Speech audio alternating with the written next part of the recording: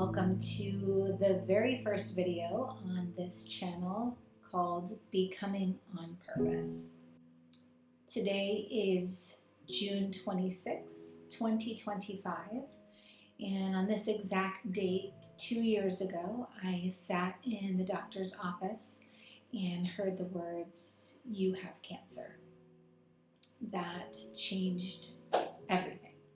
At that time, I had 2 young kids and we were living our life in Barbados, and we were just hitting our stride. We were entering our 3rd year as an expat family, and things were starting to just fall into place, and then they weren't.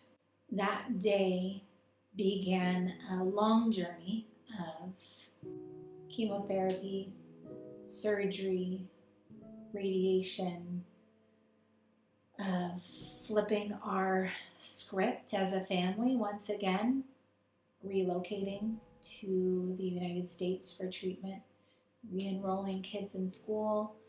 And when I look back now, 2 years later, it was the start of my becoming.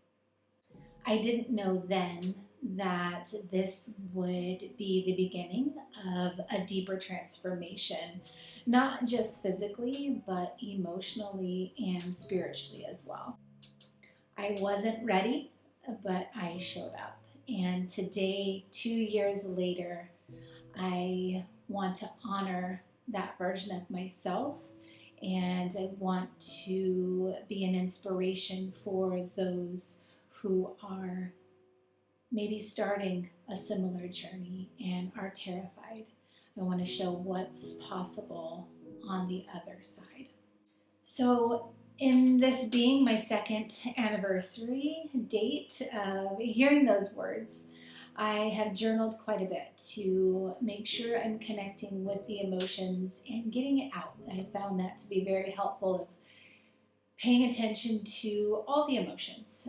And I have a letter that I wrote to myself, and I felt like it would be a good place to start this YouTube journey with, and hopefully help somebody else who may be just starting their journey.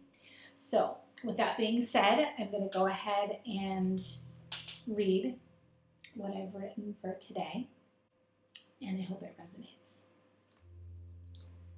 2 years ago today, everything changed. It was the kids' last week of school.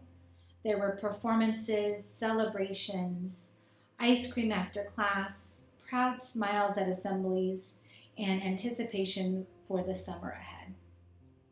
Our days were full of light, of rhythm, of joy. And then came Monday, and with that, the words that changed everything. You have breast cancer. I remember exactly where I was. I remember the way time slowed. I remember the feeling of being in my body, but floating above it. And I remember having to keep going because it was still the kids' last week of school. The world didn't stop, but inside, everything in me had. 2 years later, this is what I know. I won't pretend the journey was easy. Treatment, recovery, identity, all of it was messy and hard. But I also won't pretend it wasn't deeply transformative. Cancer taught me that the life I had wasn't broken, it was just unexamined. And that healing wasn't about returning to who I was, but gently becoming who I'm meant to be. Here's what I know now. You can carry devastation and joy in the same week.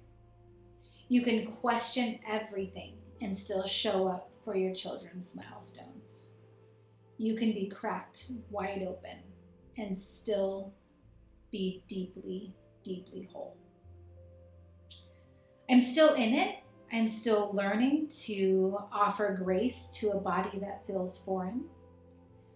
Still catching myself in a spiral of comparison and self-doubt. Still choosing, imperfectly but intentionally, to show up and show my daughter what self-kindness looks like, because she's watching. And I want her to know softness is strength, that healing isn't linear, that beauty lives in the smallest, quietest moments if you're present enough to enjoy and notice them. If I could go back to that Monday and sit beside that version of me, half in shock, half in denial, this is what I would say. Dear me, I know the words you just heard feel like a life sentence. I know the fear is clawing at your chest. I know all you want is for this to not be real. But it is. And it's okay to fall apart. Let the tears come. Let the ache surface. Let yourself be human. But know this too. You will not be lost in this. You will find a deep strength you didn't know you had. You will still dance in the kitchen. You will still laugh until your sides hurt. You will hug your babies tighter and kiss your partner slower. And you will become someone new.